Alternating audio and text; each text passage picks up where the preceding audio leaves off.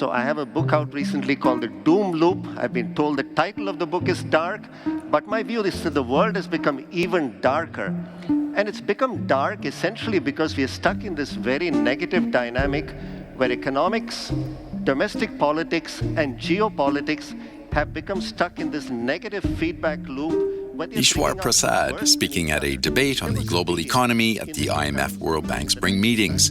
Prasad has long observed, analyzed, and written about economic trends and how strong institutions generally have helped keep the various economic crises manageable. But his latest book suggests this time is different. So the reason for worry is that in the last few years, because of the dynamics of the doom loop, we've seen significant erosion of these institutions in practically every country, even in economies that one might think of as paradigms of liberal market-oriented democracies. Eswar Prasad is a professor at Cornell University and a senior fellow at the Brookings Institution. So I was interested to read about your growing up in Madras, India, reading second-hand magazines to get a peek at the world outside your neighborhood, and dreaming of one day visiting the U.S. with all its Hollywood stars and powerful people you were reading about. Your book, The Doom Loop, talks about global power and what it takes to achieve that. Is culture still a factor in those terms, do you think? Or is it all about economics now? So the notion of America having streets paved with gold and the place where all dreams would come true was certainly very prevalent during my time. The fact that we now have more channels of getting information, and America is now beginning to be seen for the reality, which is a little less golden than the perceptions, has certainly shifted a little bit. But my sense is that culture still plays an important role. You know, if you think about the English language, it is still the dominant language in the policy world in particular. And that can have a very important implication for narratives that in turn have implications for power. So if you think about the leading newspapers of the world that most policymakers around the world read, those are still English language newspapers, many of them with bases in the United States or as close ally the United Kingdom. And that certainly has a very big effect. Now, of course, there are other phenomena related to music, movies, and so on, where the U.S. is not as dominant as it used to be. But I think the U.S. still retains a cachet that few other economies have managed. Mm-hmm. So what is this doom loop that you describe in your book that's dragging us down? So when I started thinking about the world economic order and the way in which it was evolving, I had a pretty clear thesis in mind for a book, and that was going to be a rather cheerful book about how we are moving from a world in which, in the 1990s, after the demise of the Soviet Union, the United States became the dominant power in every respect, military, financial, economic. And now we are in a world where at least economic power is more evenly distributed. The emerging market countries, as we call them, countries like China, India, Brazil, have accreted a lot more economic power. And one might think that more evenly distributed power should be good, at least in an economist's view, for efficiency, for balance, and for stability, because no single country in that power configuration can get away with reckless policies, because there are other countries that the world could turn to as investment destinations or as sources of power.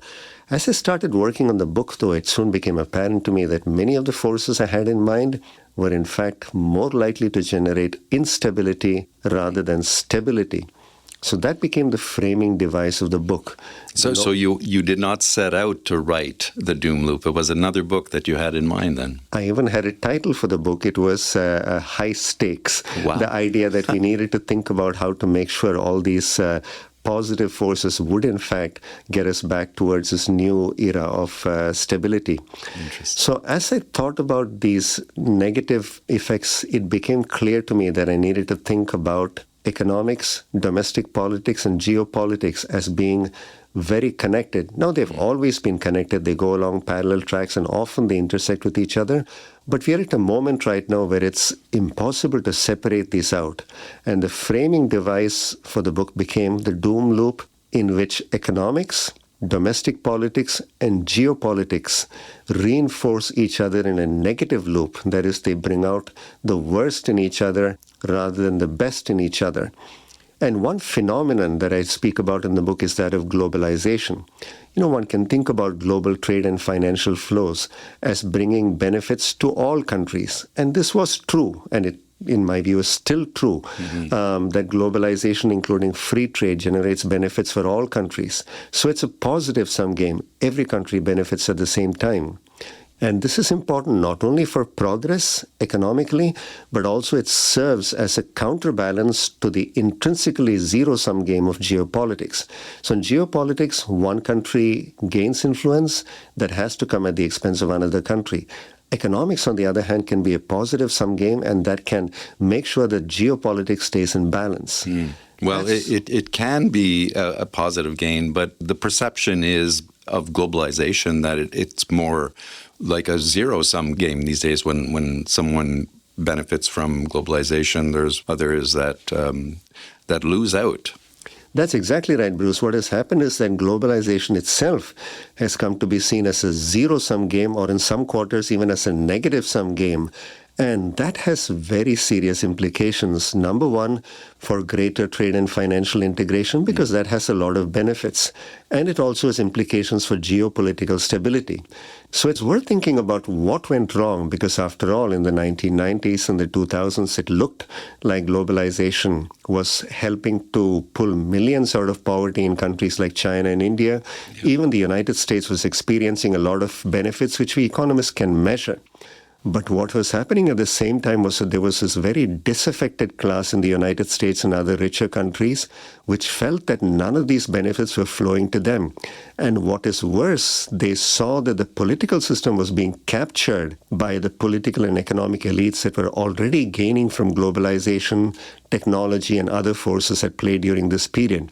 So a lot of people felt they were losing opportunity, and they saw that the government's policies, regulatory policies, tax policies, were favoring those who were already gaining most of the benefits. So this created a very negative political dynamic, and we are seeing those play out to this day, where there is a sense that it is a problem that the other is what is responsible for people losing out. And the other can be defined in any way that a skillful politician wants. It can be domestic political and economic elites, or it can be the forces of globalization.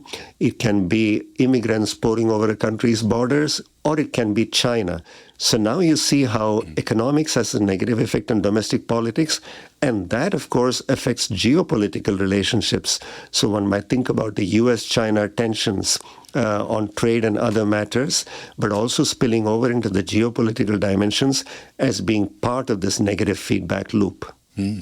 So one thing that I found surprising was the disparities in income per capita between economic powers, like India, which you say is likely to become the third largest economy by 2030, yet its per capita income is dramatically lower than, compared to the U.S. What does that tell us about how the global economy is working these days? So logically, there should be shared interests among the major economies if you define the major economies in terms of how large they are. But what you're pointing out is something that is very specific to the present moment, that the countries that are accreting more economic power in terms of the overall size of their economies, say as measured by national GDP, are not necessarily matching up to the traditional powers, the old advanced economies that used to be the industrial powers, because there is a gulf in terms of their per capita incomes. Certainly, China and India have seen significant increases in per capita incomes, but if you think about India's per capita income, it's still a small fraction of those of major advanced economies, including the United States. China is further ahead, but it too has a much lower per capita income. And this difference in per capita income affects how different groups of countries see the apportionment of both blame and the responsibility for mitigating factors and issues on which they have common interest and should be working together. So if you think about climate change, for instance, one would think that every country wants to do what it can to mitigate the negative effects of climate change.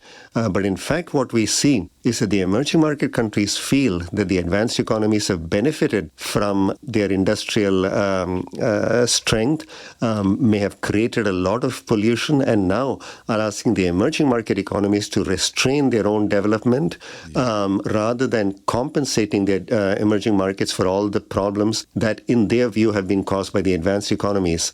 So the gulf in per capita incomes causes the gulf in perceptions about who is to blame and who should bear the cost of changes to these policies. So unfortunately, what this means is that even though you have more parity in terms of economic size, you still have huge conflicts in terms of areas where there ought to be cooperation instead.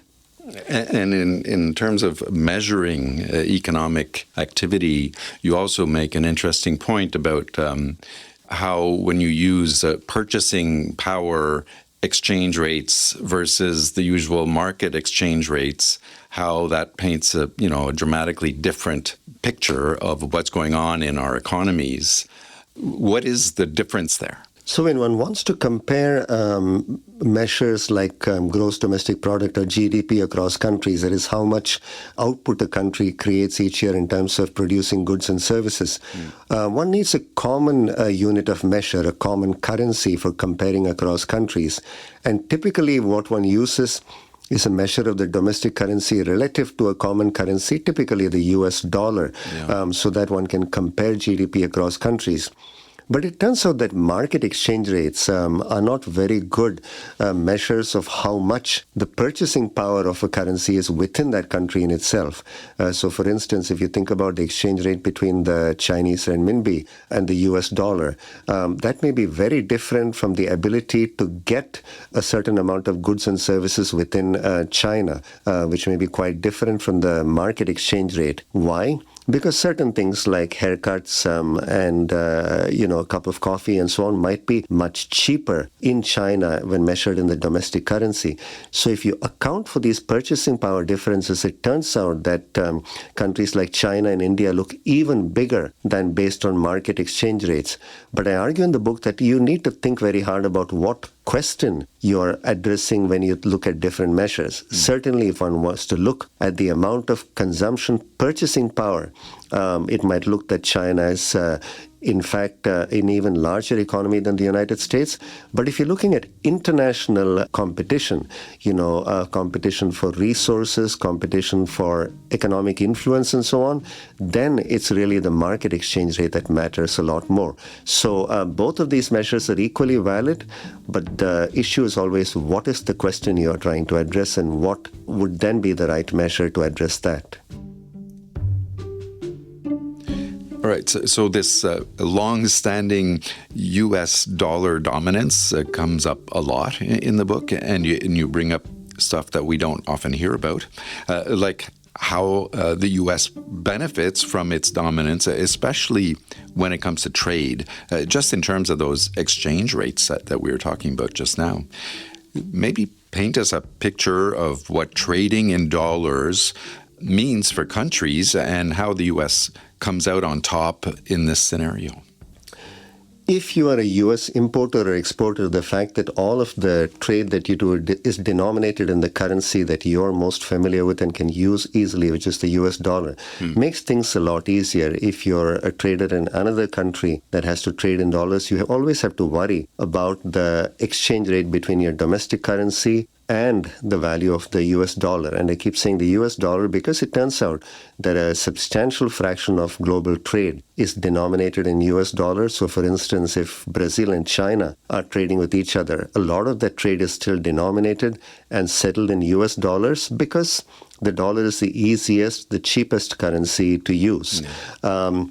Now, it turns out that for the U.S., this is very convenient because it means there is a greater demand for dollars for trade, But it also turns out that there is a lot of demand for dollars as a reserve currency, which is what central banks keep their rainy day funds in.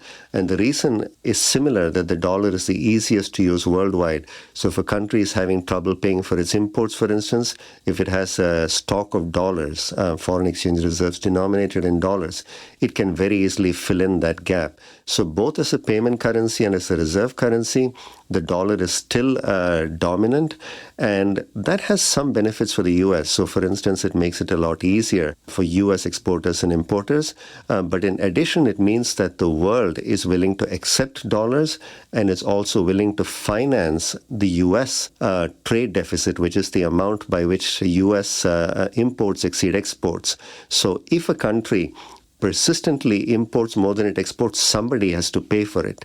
And it turns out the rest of the world is willing to finance U.S. trade deficits. And it also turns out, because the U.S. dollar is a dominant reserve currency, it means that the U.S. government can issue debt, some of which is bought by foreign investors. So this again makes it a lot easier for the U.S. government to finance its budget deficits. So both U.S. budget deficits and trade deficits are now financed by the rest of the world, and the dollar dominance is an important part of that. Now, it is not entirely a benefit to the U.S. because there is one minor problem, which is greater demand for U.S. dollars means that the U.S. dollar's exchange rate relative to other currencies is higher than it would otherwise be. And this means that American exporters will find their products harder to sell in global markets because the strength of the U.S. dollar is going to make it more expensive for importers from the rest of the world to buy American products. But of course, the flip side of that is that for American consumers, it's going to make foreign goods much cheaper. And in fact, that may be the reason, one of the reasons why the U.S. continues to run trade deficits, because, a strong dollar makes it easier to import more and export less. So why is it that the American dollar continues to be so dominant? I mean, most of the world is maybe fed up of having the dollar so dominant. Why does it remain so dominant? So the entire world would desperately like to diversify away from or ditch the dollar entirely, because it gives the U.S. enormous power in many respects. And one might argue there are some benefits to the entire world, coordinating on one currency. But I think the reality is that the world doesn't want to be so dependent on the dollar. So why is the dollar dominant? Yeah. I argue it's everybody else's fault, because if a country wants its currency to play an important role in international finance, for instance, the Chinese would dearly like the renminbi to play a more important role in global finance. But for that to happen, you need to make it very easy for foreign investors to bring money into China and take money out. The exchange rate needs to be freely determined by market forces rather than tightly controlled by the central bank. And you also need very deep and liquid financial markets, meaning a lot of financial instruments being available in that currency and being very easy to trade. You also need a strong institutional framework, the rule of law, an independent central bank, a system of checks and balances, all of which inspire the trust of both domestic and foreign investors. Now, one might make a legitimate argument that all of these elements of the institutional framework that I spoke about, that in my view have been really important for dollar dominance, are really being eroded. But in international finance, it's all relative. The U.S. does not necessarily need to have the best institutions in the world, but the combination of institutions, financial markets, economic size, economic dynamism that the U.S. brings to the table, that combination is right now not matched by any other country. So the U.S. dollar remains dominant essentially by default. So one thing that you make clear in the book is that instability and chaos are now status quo. It's the state of this new world. So do we need to be building new institutions that can deal with that reality? I mean, our existing institutions are seeming a little lost in this scenario, no? In the cheerful version of the book, Bruce, I had a very clear answer to what would be the corrective mechanism that took us back to a better place. All of these forces that I talk about in the book. And, in addition to globalization, I talk about how the rules of the game, everybody agreeing on a common set of rules could play an important stabilizing role, how the middle powers could play a stabilizing role, and even technology. But ultimately, it's really through institutions that we get balance in the global system, and that requires good domestic institutions as well as international institutions. So I listed some of the domestic institutions already: the system of checks and balances, the rule of law. So the government may create rules, but even it has to be subservient to those rules. A free and fearless press that can hold public officials to account, and also specific institutions like an independent central bank that is free to take policy decisions in order to attain its objectives, which are typically low inflation and supporting growth. Those are really important, and we have certainly seen a great deal of erosion of those institutions, even in economies that one might think of as paradigms of liberal market-oriented democracies, many of the Western economies. But we also need good international institutions, the ones that are dear to our own hearts, the International Monetary Fund, where we are right now, but also the World Bank, the United Nations, and so forth. And unfortunately, many of these institutions have lost legitimacy from both sides, from advanced economies, in particular the United States, which feels, based on a very narrow perception of what its interests are, that these institutions are not serving its interests well. And emerging market economies like China and India feel that these institutions are still under the control of the advanced economies. But I think it's this combination of good domestic institutions as well as international institutions that can take us back to the path to stability. So the reason for worry is that in the last few years, because of the dynamics of the doom loop, we've seen significant erosion of these institutions in practically every country. And my book is not a book about the present administration or just about the United States, but we see these forces at play in many countries around the world, many countries that again used to be seen as paragons of democracy. And likewise, many of these institutions, international institutions that I spoke about, have been very important as an anchor for global prosperity and stability. So I think the answer really must lie in institutions, but it is an interesting moment to ask whether the institutions that I'm speaking about had any intrinsic fragilities, so that small changes at the margin are not going to be sufficient. Maybe this is a moment of opportunity. These institutions are facing real danger. Maybe we should start anew and create institutions that are based on some of the principles I lay out in my book, like fairness, transparency, the ability to evolve in terms of their structures with changing economic realities and so on. So there is, when one thinks about institutions, much room for concern, but also some grounds for optimism. But interestingly, you also point out that China is sort of the glaring exception to that rule that, it takes strong institutions, all those things that you just said, for economic success. Like, have they found a loophole around that? So my sense is that China has done a very good job at managing a difficult balance. And certainly what China is providing to the world is a completely different vision of how you should structure a legal, political, economic, and social system. And this is an interesting contrast to what we had come to see in the 1990s and 2000s, as something that had been conclusively determined. There was talk about the end of history, for instance, the notion that the paradigm of liberal market-oriented democracy had triumphed, and that was the paradigm to which every country would aspire. China setting out a new path. It does come with certain risks.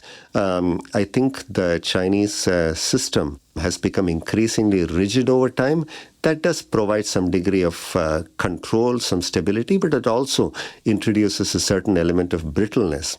But I must say that my optimism that the notion of market-oriented democracies would win out has been shaken a little bit, and there is one reason for that. I think many people, including myself, had assumed that once people attained a certain level of economic progress, that their basic needs for food, shelter, and so on were met, that they would aspire to higher order freedoms, the freedom of speech, of association, of religion, and so on.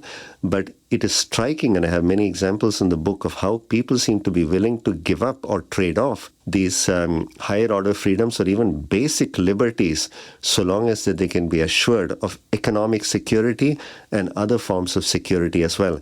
And in the hands of skillful politicians, fear is a very powerful emotion that seems to work a lot better than hope.